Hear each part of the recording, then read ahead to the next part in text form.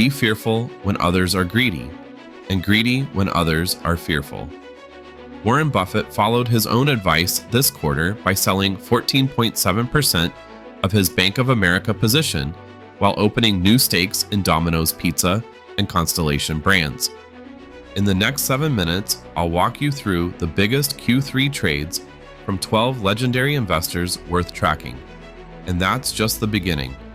You'll discover why Howard Marks reversed course on Alibaba, why Monish Pabrai exited Archer Resources completely, and which stocks are getting bought while everyone else is panicking.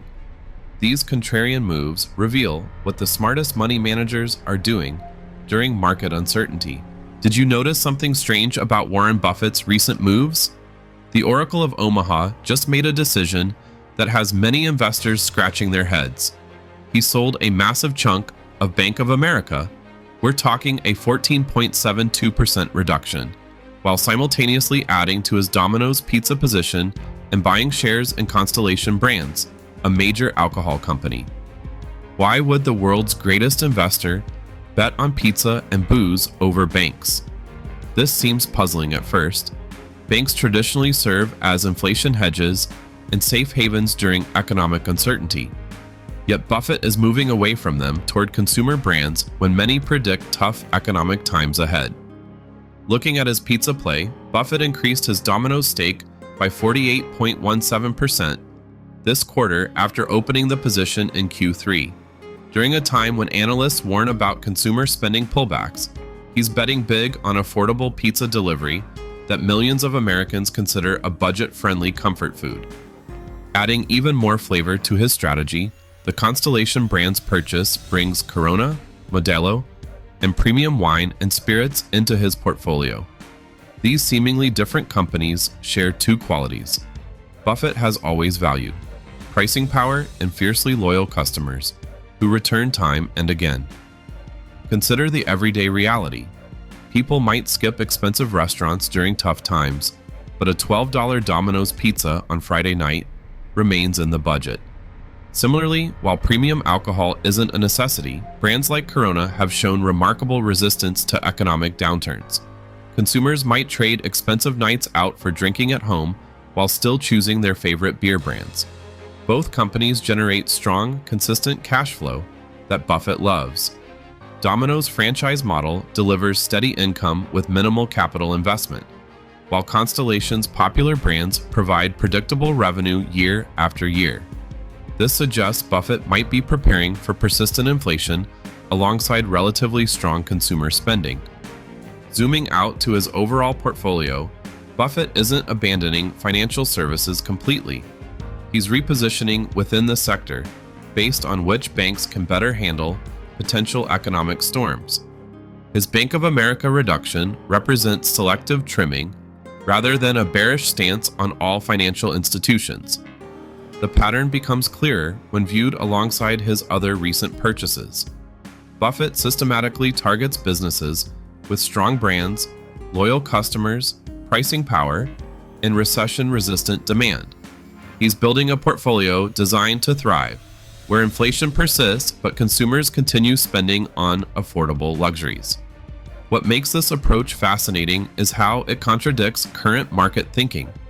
While many investors avoid consumer discretionary stocks, fearing recession, Buffett moves toward companies offering small, affordable pleasures, suggesting he believes American households will continue treating themselves to pizza and beer, even if they cut back elsewhere. While Buffett's focused on pizza and beer, some other billionaire investors are making moves that directly contradict their public stances. If you think that's confusing, wait until you see what Bill Gates and Howard Marks have been up to lately. Their recent trading activities reveal strategies they definitely aren't announcing on CNBC. Bill Gates quietly reduced his Microsoft position by 1.73% last quarter. That might seem small, but when a founder starts selling shares of the company he built while remaining on the board, it's worth paying attention. What's even more interesting is where that money went. Gates opened a new position in McDonald's. You might be wondering, why would a tech visionary buy fast food stocks? The connection becomes clearer when you realize McDonald's sources potatoes from Gates' own agricultural holdings. This reveals a calculated vertical integration play.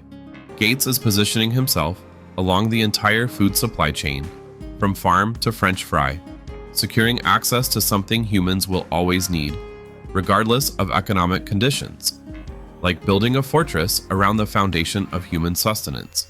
This strategy shows Gates' focus on something most tech investors overlook: physical infrastructure and food security. While everyone's obsessing over AI and cloud computing, Gates is quietly securing his position in something humans will always need: food. Meanwhile, Howard Marks, the legendary value investor, completely sold out of Alibaba last quarter after increasing his position by a massive 83.33% just months earlier. This dramatic reversal happened despite Marks publicly stating that Chinese stocks were extremely cheap compared to US stocks. What changed? The clues lie in his other trades. Marks has been reducing exposure to emerging markets broadly while significantly increasing positions in energy companies, with one called Expand Energy seeing a massive 71.84% increase in his holdings. When you step back and look at both billionaires together, a pattern emerges. While digital dreams dominate headlines, these investors are putting their money on real-world foundations, rotating toward companies with physical assets, essential products, and predictable cash flows. They're preparing for a world where basic necessities maintain their value regardless of tech market fluctuations. This shift makes perfect sense in our current economic landscape. With persistent inflation, supply chain disruptions, and geopolitical uncertainties, companies with physical assets often provide better protection against market volatility. McDonald's will keep selling burgers, and energy companies will keep powering homes, regardless of what happens with interest rates or tech valuations. What's particularly telling is the timing. Both Gates and Marks made these moves quietly, without fanfare or press releases. They're not trying to influence markets or make headlines. They're simply positioning their portfolios for what they see coming. As some billionaires shift toward essential goods, Michael Big Short Burry is taking the opposite approach, loading up on high-end luxury stocks that most investors are dumping. When the man who made $100 million betting against subprime mortgages starts buying Canada Goose and Estée Lauder during recession fears, you might want to pay attention to what he knows that others don't. Burry's move is like buying designer sunglasses while everyone else is stocking up on canned goods. Bold and counterintuitive. Why bet on expensive jackets and premium cosmetics when recession clouds are gathering? His strategy stands out precisely because he's zigging while the market zags. While most investors panic sell luxury brands, Burry recognizes something crucial. Wealthy consumers often maintain their spending habits regardless of economic headlines. Take Canada Goose, for example. During the 2008 financial crisis, their $1,000 parkas continued to sell because their target customers weren't living paycheck to paycheck. Their loyal customer base and strong pricing power created a protective bubble around their business when other retailers struggled to keep the lights on. Burry balances this luxury bet with a calculated approach to Chinese tech. He's trimmed Alibaba by 25% while keeping it his top position, and reduced JD.com by 40% without abandoning it completely. He's not fleeing the Chinese market. He's simply becoming more selective about which companies can navigate the current economic landscape. In a similar contrarian spirit, Pat Dorsey is making equally bold moves against conventional wisdom.